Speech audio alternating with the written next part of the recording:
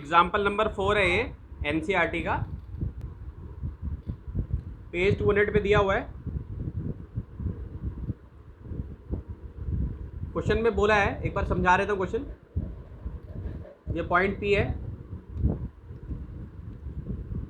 ये एक बिल्डिंग है, ये एक बिल्डिंग है,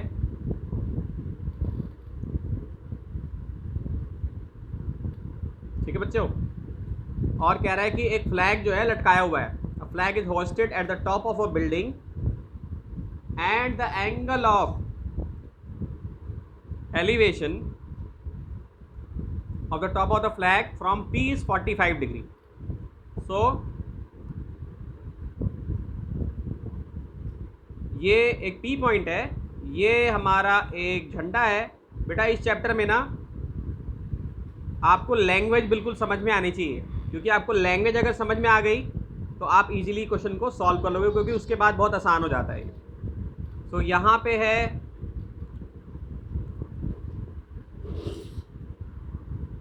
ये B है,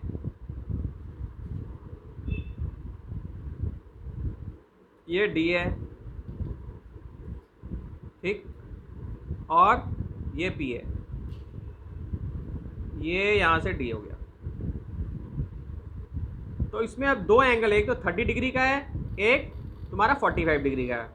तो बोल रहा है ग्राउंड से जो angle of elevation to the top है, यानी कि जो ग्राउंड है ना बेटा, ग्राउंड से जो एंगल जो टॉप पे है ना, यानी कि यहाँ पे जो है ना, इसका जो एलिवेशन है ना, ये ग्राउंड मैंने मान लो यहाँ से यहाँ तक ग्राउंड ले लिया, ठीक है। इस बिल्डिंग से यहाँ तक का मैंने क्या ले लिया, ग्राउंड ले लिया। तो ग्राउंड लिया तो ये कितना है यहाँ पे, इसका जो एलिवेशन है, एक तो 45 डिग्री का है, यहाँ पे 45 डिग्री का है, और यहाँ पे बच्चों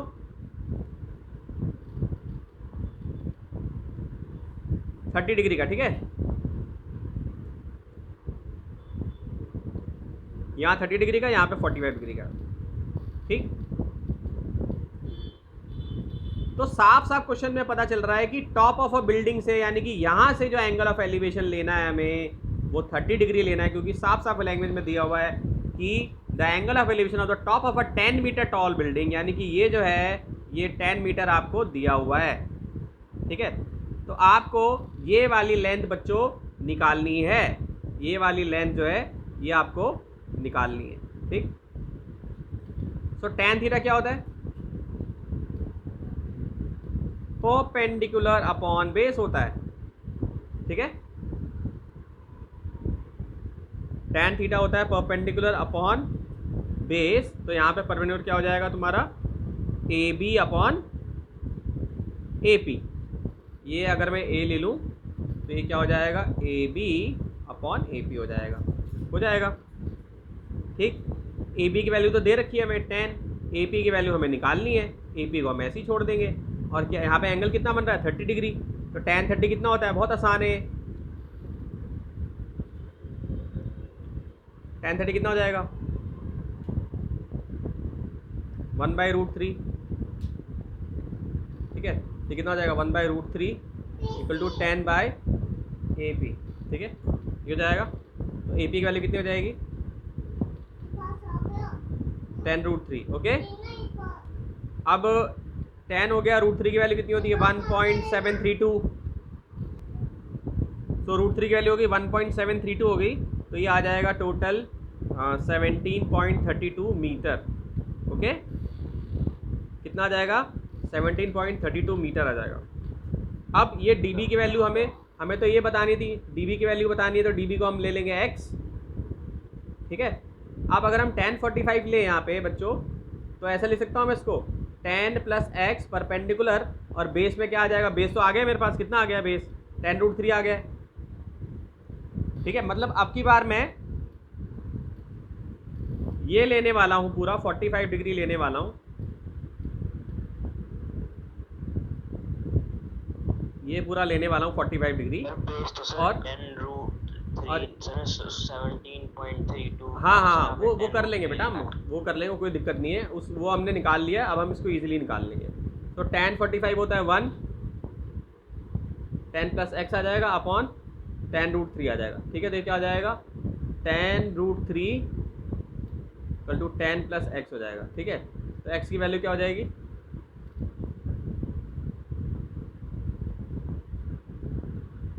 तो ये क्या हो जाएगा एक्स इक्वल टू क्या हो जाएगा 10√3 माइनस 10, तो कितना आ जाएगा 10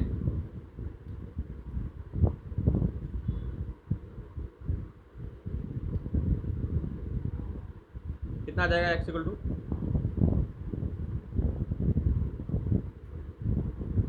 तो एक्स की वैल्यू आ जाएगी तुम्हारी 7.32। ठीक है, समझ में आ गया, इजी सा है बिल्कुल क्वेश्चन, कोई ऐसा मुश्किल नहीं है इसमें।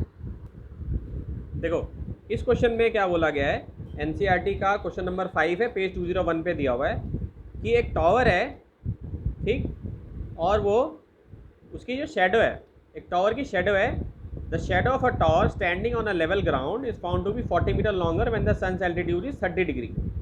ठीक, यानी सपोज करो ये सूरज है, पहले सवाल को समझ लो, केवल आंसर नहीं लिख लेना है और आंसर रट नहीं लेना है और बस स्टेप नहीं रट लेने। ये सूरज है ऐसे, तो सूरज जब उगता है तो परछाई बनती है ना, कोई बंदा आगे खड़ा होगा तो परछाई बनेगी ना उसकी, ठीक है, बनेगी ना परछाई। तो जैसे मान लो कि यहाँ पर है, ये टावर है एक,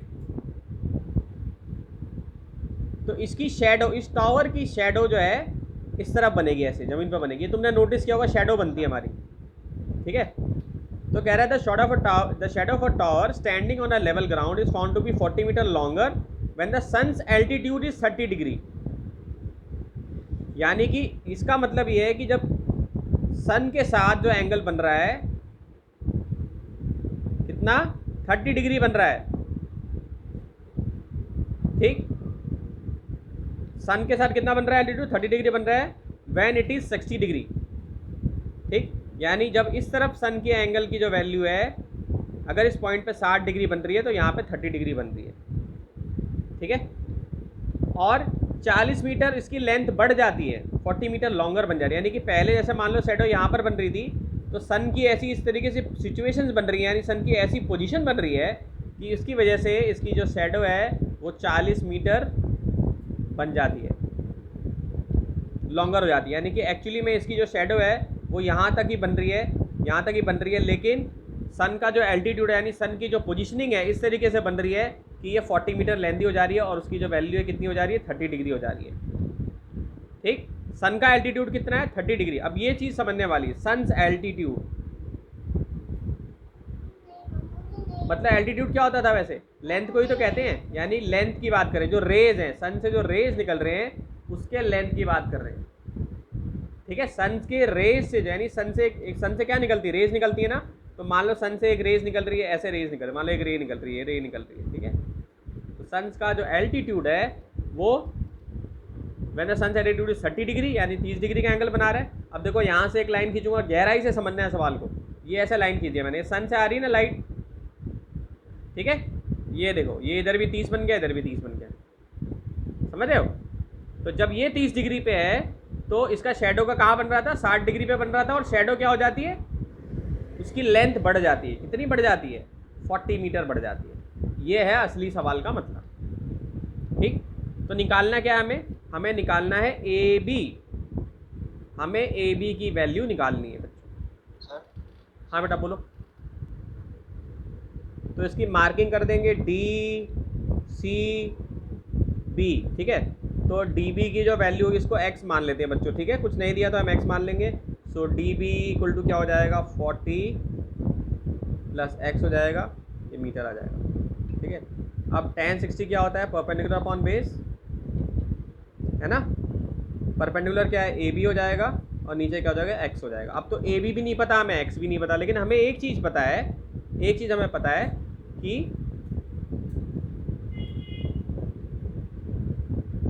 ये इसका हाइपोटेन्यूज होगा, ये टावर का हाइपोटेन्यूज जो होगा यहाँ पर होगा, ये हाइपोटेन्यूज होगा। ठीक है, तो हमें निकालना क्या, हमें ए बी निकालना, तो हम इस तरीके से इक्वेशन बनाएंगे। देखो एक तो ए बी इसमें भी आ सकता है कि अगर मान लो मैं tan 30 डिग्री ले लूँ, tan 30 ले लूँ तो परपेंडिकुलर अपॉन बेस यहाँ पर भी आ जाएगा, तो परपेंडिकुलर क्या हो जाएगा ए बी हो जाएगा, और बेस यहाँ पे क्या हो जाएगा 40 प्लस x हो जाएगा ना। जैसे अगर मान लो मैं ट्रायंगल ए बी डी ले लेता हूँ बच्चों, ठीक है, tan 30 क्या हो जाएगा, परपेंडिकुलर अपॉन बेस, परपेंडिकुलर क्या हो जाएगा ए बी, और बेस क्या हो जाएगा तुम्हारा 40 प्लस एक्स। ठीक है, अब देखो यहाँ पे भी ए बी मिल गया और यहाँ पे भी ए बी मिल गया, मिला ना। tan 60 की वैल्यू क्या होती है, √3 होती है, तो यहाँ पे क्या बन जाएगा ए बी अपॉन एक्स हो जाएगा बच्चे, है ना। और यहाँ पे क्या हो जाएगा, tan 30 की वैल्यू क्या होती है 1/√3 होती है, तो ये क्या हो जाएगा A B upon 40 plus X हो जाएगा। ओके, सो ये क्या हो जाएगा ए बी इक्वल टू क्या हो जाएगा x√3, और यहाँ पे क्या हो जाएगा, इस इक्वेशन से क्या निकलेगा, A B equal to √3 40 plus X. दो इक्वेशन बन गई, ये भी ए बी, ये भी ए बी, सेकेंड इक्वेशन ये भी बन गई हमारी। तो हम क्या करेंगे इसको, x√3 equal to √3 40 plus x ले लेंगे। तो ये क्या हो जाएगा दोबारा समझाना। x√3, तो ये x√3 हो गया, ये हो जाएगा √3 40 प्लस एक्स, सॉल्व कर लेंगे, ये हो जाएगा 40√3 प्लस x√3 है 40 प्लस एक्स और x√3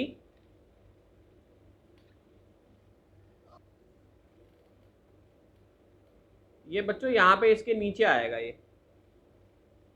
क्योंकि 1/√3 है ना, तो ये 40 प्लस एक्स होगा, तो ये क्रॉस मल्टीप्लाई होगा, तो 40 प्लस एक्स अपॉन √3 आ जाएगा बच्चों। ठीक है, तो ये √3 आप यहाँ पे लोगे। ठीक है, गलती से मैंने यहाँ लिख दिया था, तो ये √3 नीचे आ जाएगा। अब √3 इससे मल्टीप्लाई होगा तो क्या बन जाएगा 3x, क्योंकि √3 इंटू √3 क्या होता है 3 हो जाता है, और x के साथ मल्टीप्लाई करोगे तो 3x हो जाएगा, और ये क्या हो जाएगा 40 प्लस एक्स, तो कितना हो जाएगा 3x minus x equal to 40। ठीक, तो ये क्या आ जाएगा 2x इक्वल टू 40, तो x कितना आ जाएगा 40/2, तो कितना आ जाएगा x इक्वल टू 20। ठीक है, तो x20 आ गया, ये x20 आ गया तुम्हारा। तो अब क्या कर सकते हो, h निकाल सकते हो ना यहाँ से, ये x20 आ गया तुम्हारा यहाँ पे,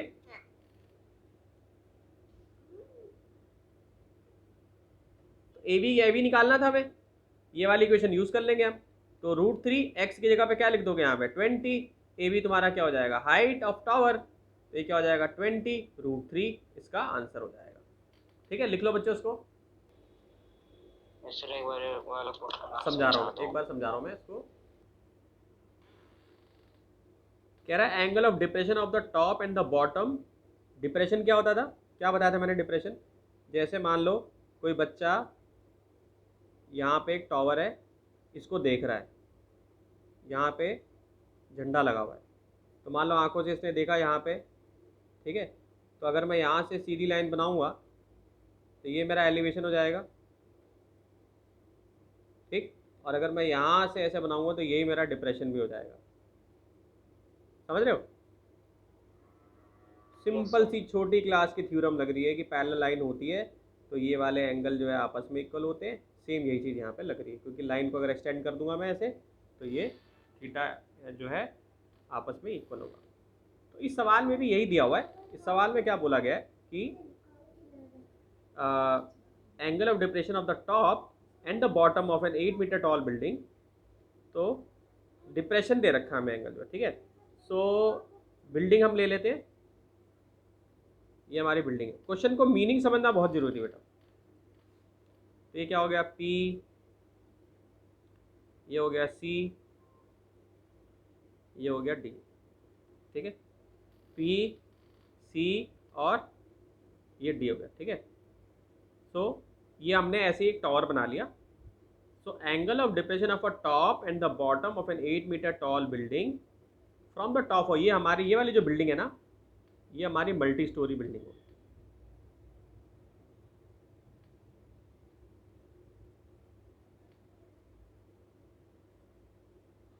ठीक है, तो डिप्रेशन हो रहा है टॉप से, ये हमारा टॉप है, ये पोर्शन जो है टॉप है।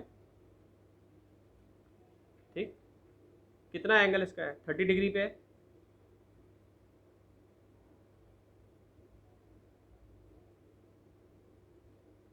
ये हमारा 8 मीटर की टॉल बिल्डिंग है,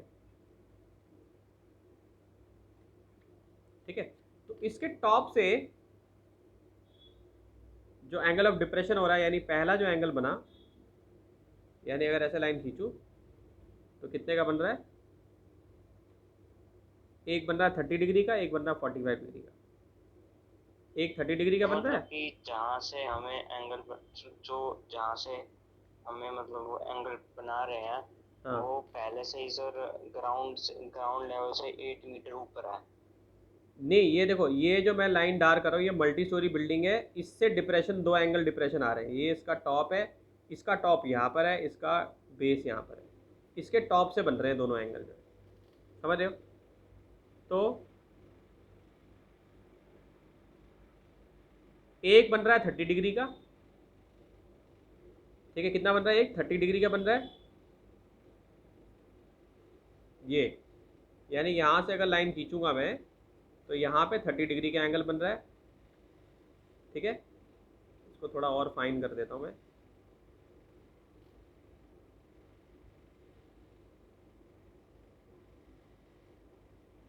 ठीक है, 30 डिग्री हो गया।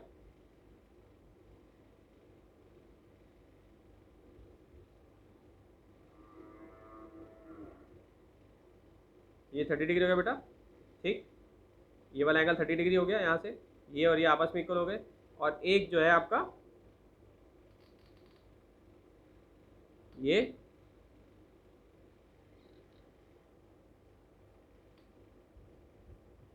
40 डिग्री हो जाएगा, अंडरस्टूड। ये 30 डिग्री, या 45 डिग्री। तो हमें क्या निकालना है कि आपस में इनका ये डिस्टेंस पूरी कितना है। एक ही बिल्डिंग है। नहीं बेटा, दो बिल्डिंग है ना, देखो, एक तो ये बिल्डिंग हो गई, एक ये बिल्डिंग है, और एक ये छोटी बिल्डिंग है। तो इसके टॉप से, बड़ी वाली जो मल्टी स्टोरी बिल्डिंग का जो टॉप है, वहाँ से डिप्रेशन के दो एंगल बन रहे हैं, एक 30 डिग्री का, एक ओके सर। 40 डिग्री का, ठीक है। So yes sir. भाई पहला इक्वेशन क्या बना सकते हैं, tan 30 क्या होता है, परपेंडिकुलर अपॉन बेस, तो क्या हो जाएगा,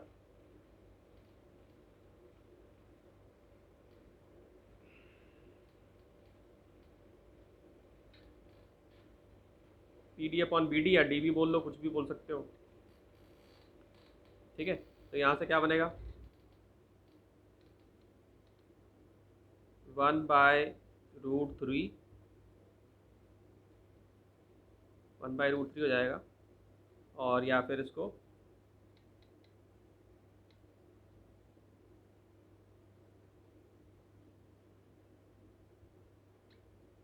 PD√3 कह सकते हैं, लिख सकते हैं ऐसे, कोई दिक्कत इसमें। यानी मैंने अभी ये ले लिया, पहले ये ले लिया पूरा, इसका tan थीटा ले लिया पूरा। tan थीटा होता है परपेंडिकुलर अपॉन बेस, ये परपेंडिकुलर हो गया, ये बेस हो गया, इसको ले लिया मैंने, ये इक्वेशन बन गई हमारी, ठीक।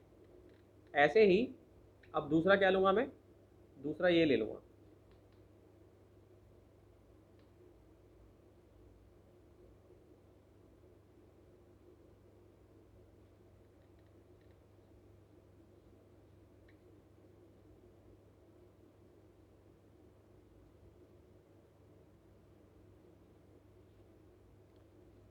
सो PC अपॉन tan 45, ये 40 मैंने गलती से ले लिया, 45 है, ठीक है। सो tan 45 होता है परपेंडिकुलर अपॉन बेस, यहाँ पे प्रिंट क्या हो जाएगा तुम्हारा, PC हो जाएगा पूरा यहाँ से यहाँ तक, ये हो जाएगा तुम्हारा AC, ठीक, समझ गए। PC अपन ऐसे ले सकते हैं। अब एक चीज़ ध्यान देनी है तुम्हें,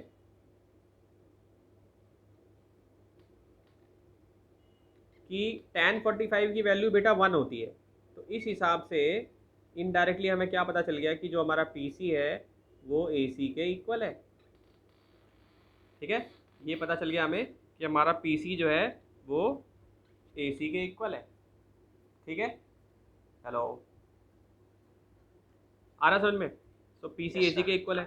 अब हमें क्या निकालना, हमें निकालना क्या इसमें, ये डिस्टेंस निकालना है, दोनों बिल्डिंगों के बीच का डिस्टेंस निकालना है, ठीक। अब पीसी जो पीसी था वो किसके इक्वल था, PD plus DC.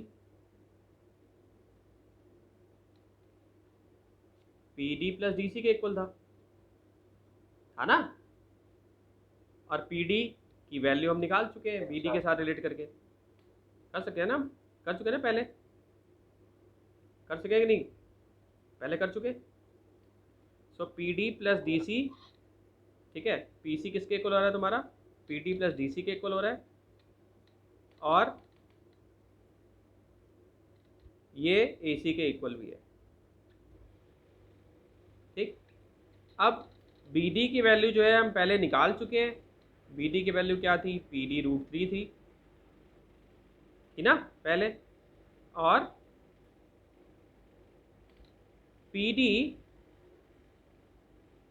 Plus 8 equal to BD equal to PD root 3 लिख सकते हैं। अब ये कहाँ से आया भाई, ये 8 मीटर यहाँ से यहाँ तक है, तो ये पैरेलल है ना इसके, ये भी 8 मीटर हो जाएगा, होगा कि नहीं।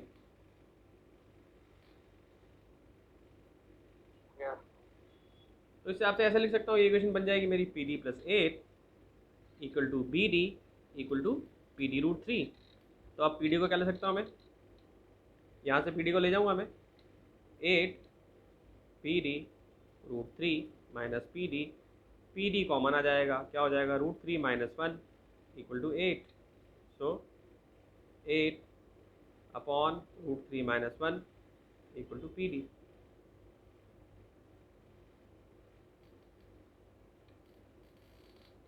ठीक है, समझे कि नहीं। हेलो, तो अब इसको सॉल्व कर लेंगे हम।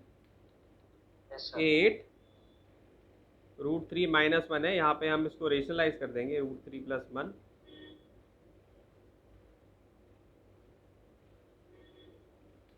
तो क्या हो जाएगा, ये हो जाएगा 8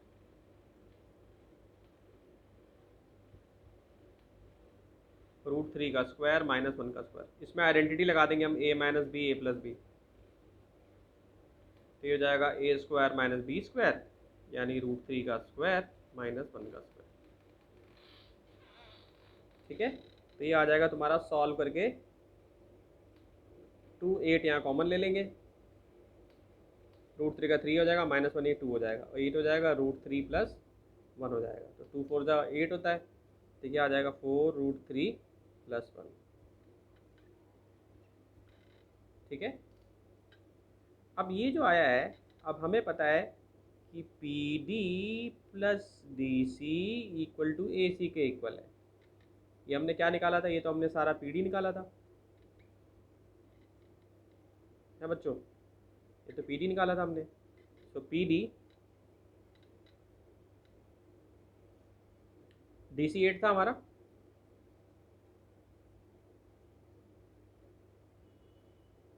ये टोटल क्या हो जाएगा, ए सी हो जाएगा, कितना आएगा आंसर,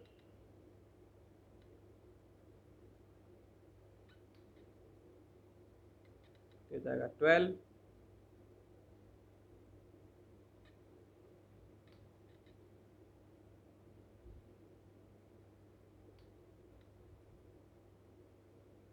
ये इसी की वैल्यू आ जाएगी। ठीक है, सबको समझ में आया होगा, बिल्कुल सिंप्लीफाई करके समझाया, एक एक स्टेप बताया मैंने, अलग कलर पेन से भी समझाया कि कौन सी चीज़ को पहले कंसीडर कर रहा हूँ मैं, और सीधा tan थीटा का फॉर्मूला लगाया। ठीक है बच्चों, इसको ध्यान से समझो, लिख लो उसको।